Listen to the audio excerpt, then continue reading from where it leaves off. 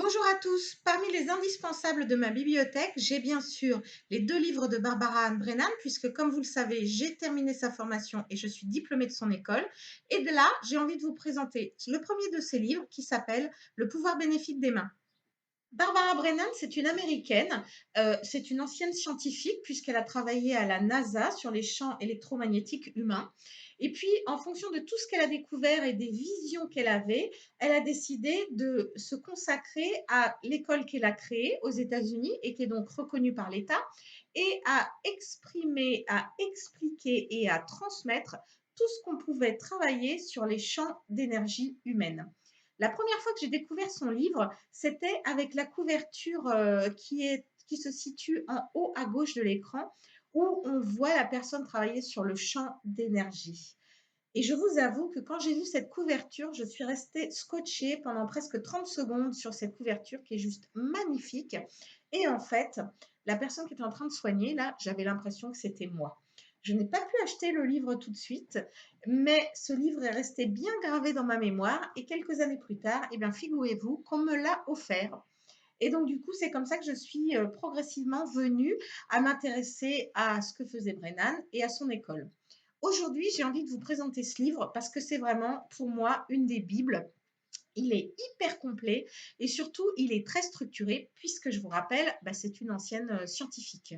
Donc, ça a l'avantage d'être structuré et l'inconvénient d'être structuré. Donc, ça veut dire que quelque part, pour les gens qui sont très spirituels mais qui ont du mal à être dans une pensée rationnelle, eh ben, c'est compliqué. Et pour les gens qui sont très rationnels, eh bien, il y a quand même une grosse part de spiritualité. Donc, c'est un peu compliqué aussi. Donc, en fait, il fait vraiment le lien entre les deux et c'est tout l'intérêt de ce bouquin. Donc, en fait, dans ce livre, vous allez apprendre ce qu'est l'énergie. Vous allez apprendre à découvrir sa pratique sur comment elle apprend à expandre son niveau de conscience et donc du coup à avoir plus de ressenti. Vous allez découvrir l'ensemble du corps énergétique, comment il fonctionne, couche par couche de l'aura, comment fonctionnent les chakras, comment ils sont représentés, comment elle les voit, ce que signifie chaque chakra. C'est vraiment hyper complet. Vous allez aussi apprendre les différentes blessures. Vous allez apprendre tellement de choses dans ce livre. Je dois vous dire que dans son école, on doit relire ce livre tous les ans.